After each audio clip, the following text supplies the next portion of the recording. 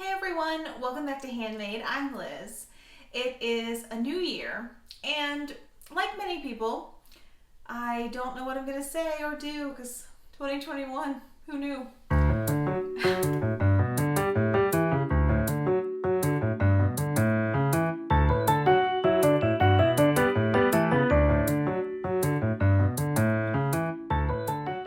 Hey everyone, welcome back to Handmade. I'm Liz. Well, it is a new year, and like many people, I like to take the time at the beginning of the year to reassess areas of my home and try to figure out solutions to some of the problem areas that tend to accumulate clutter.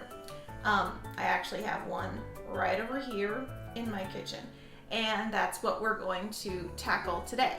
For me, when I'm trying to make organizational schemes stick, I not only have to figure out what the purpose of the area is, but I also need to make it look nice because that's an incentive for me to not let things pile back up. So we're going to do both of those things today. We're going to do some organization, and I'm also going to show you how to make a temporary colorful backing for shelves, or in this case, a china cabinet. So let's get started. So I recently remodeled my kitchen, and I got this really great mid-century modern china cabinet. It fits right in this little nook. The one thing that I've always felt it needed was a little more color. And also, since I haven't really figured out what to do with it, it ends up being a catch-all for things that we don't know what to do with, like safety glasses. So I'm hoping that giving it a fresh, colorful look will give it more of a purpose. But because it's such a nice piece, I don't want to add paint directly onto the wood. That means we need something temporary like foam board. This is actually a tri-fold display board like what you would use for a science project. You can also buy this foam at any kind of a home improvement store. So I'm going to cut this foam to size, fit it to the back of the shelves, and add a pattern with painter's tape and some leftover spray paint.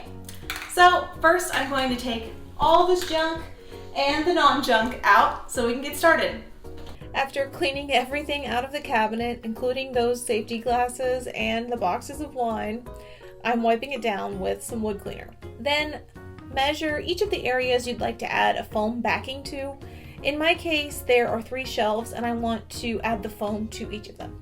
To get started, I'm going to cut the 2 flaps from the tri-fold board off with some scissors. So it actually worked out that the flaps are almost exactly the right size for the top 2 shelves, which makes this project super easy.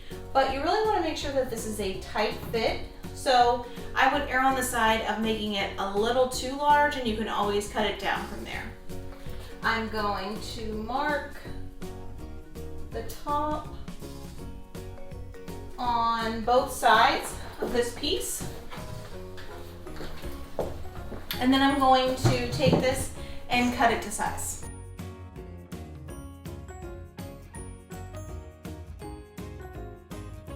Now that I have more final measurements, I'm using a straight edge, in this case the edge of the foam board, to mark where this needs to be cut. I'm using a utility knife to cut the foam, and a tip for cutting foam is to make several shallow cuts instead of one deep cut. This will keep the foam edge really crisp. I'm using a scrap piece of foam underneath just to protect my work surface. You could also use a cutting mat if you have one handy. Once they're cut to size, check to make sure they fit in the openings. These look good to go. Don't worry, we'll secure that bottom one later. Now let's talk pattern. You really could use any kind of sticker for this, but I'm going for an organic, modern, repeating pattern, so I'm using painter's tape and a few household items to make it easier. The first part of the pattern is a small triangle. So to create this shape, use a ruler to measure out 1-inch strips of tape. Then cut the strip in half and the half into 2 triangles. The next shape is a small half moon, and for this shape I'm using more tape and a spool as a guide. Trace the spool onto the tape, cut out a circle, and then cut the circle in half.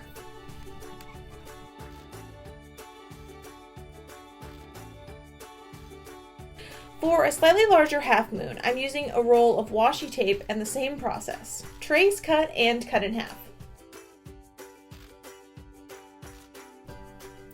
For the last element, a dot, I'm using colored dot stickers I had on hand. And the great thing about this is using these elements as a guide, you can create a pattern that has a handmade feel but still ends up roughly the same size in every part of the repeat. Now, it does take a while to cut everything out, like a couple of hours, so I have the rest on standby. I'm staggering the pattern so that the dots at the top line up with the arrow on the next row. If you're doing multiple shelves like I am, try to line up the rows from piece to piece for a more cohesive look. This is ready for paint. I'm using spray paint because I have some leftover paint in a really pretty jade color, but you could definitely use acrylic paint as well. This will need 2 coats for even coverage. When it's dry, remove the tape to reveal the pattern. I love how it came out and I think it's going to look great in the kitchen. You could definitely use wallpaper to cover these foam pieces, but I love that I was able to create this pattern with stuff I already had and for hardly any money. So these are ready to install, and if you need to, you can add a little bit of painter's tape on the back of the foam board just to keep it in place.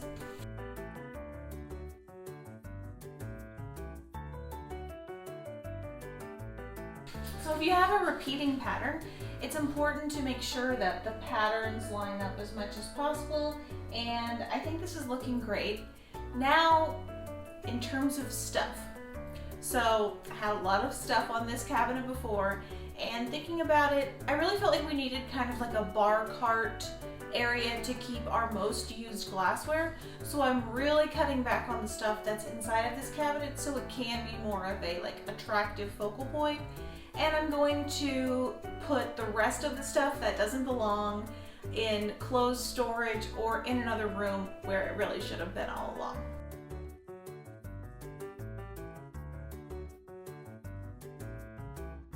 Well, I have to say, this looks so much better. Now I just have to keep it this way, so fingers crossed.